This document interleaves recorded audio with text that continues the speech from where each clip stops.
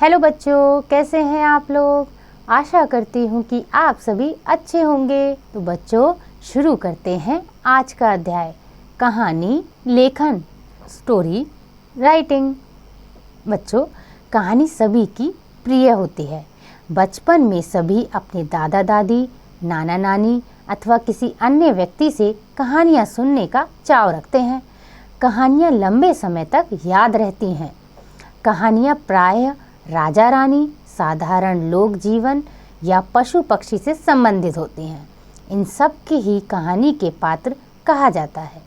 कहानी में होने वाली घटनाएं उसकी कथा वस्तु कहलाती है।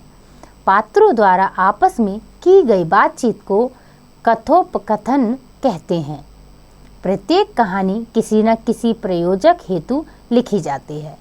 इसी को कहानी का उद्देश्य कहा जाता है। इस प्रकार कहानी के 4 अंग होते हैं। पहला, कथा वस्तु। यह काल्पनिक या वास्तविक हो सकती है। दूसरा है पात्र। ये मनुष्य, पशु पक्षी आदि हो सकते हैं। तीसरा है उद्देश्य। कहानी का उद्देश्य मनोरंजक व ज्ञान प्रदान करना होता है।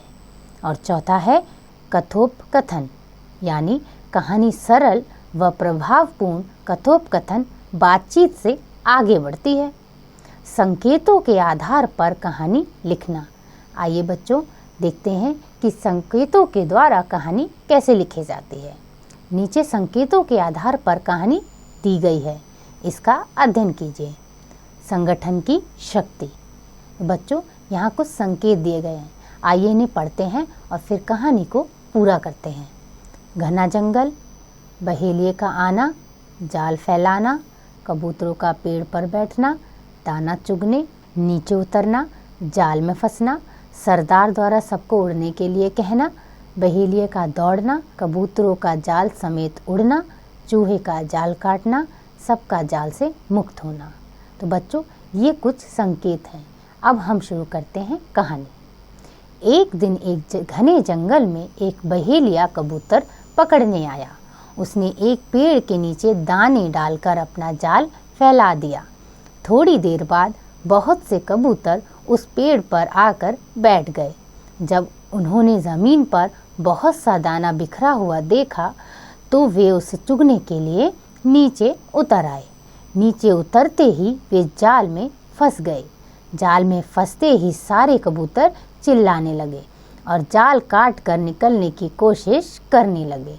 कबूतरों के सरदार ने सबको चुप कराया और कहा, यह जाल बहुत सख्त है, ऐसे नहीं कटेगा, हमें इसे एक साथ लेकर उड़ना होगा। कबूतर एक साथ उड़ने की तैयारी करने लगे। बहेलिए ने जब यह देखा तो वह दौड़ता हुआ आया, मगर जब तक वह वहां पहुंचता कबूतर जाल लेकर उड़ गए थे। पहाड़ी के उस पार कबूतरों के सरदार का दोस्त एक चूहा रहता था। कबूतर जाल लेकर पहाड़ी के उस पार पहुंचे और जाल समेत जमीन पर उतर गए। सरदार की आवाज देने पर चूहा बाहर निकलकर आया और उसने अपने तेज दांतों से उस जाल को काट दिया। इस प्रकार सारे कबूतर जाल से मुक्त हो गए। उन्होंने चूहे को धन्यवाद दिया और उड़ गए। शिक्षा, मिलजुल कर काम करने से संकट दूर हो जाता है। तो देखा बच्चों आपने कैसे कुछ संकेत दिए गए और हमने अपनी कहानी को उससे पूरा किया। तो बच्चों, आशा करती हूँ कि आपको ये अध्याय समझ आ गया होगा। इसका अभ्यास आप स्वयं कीजिएगा।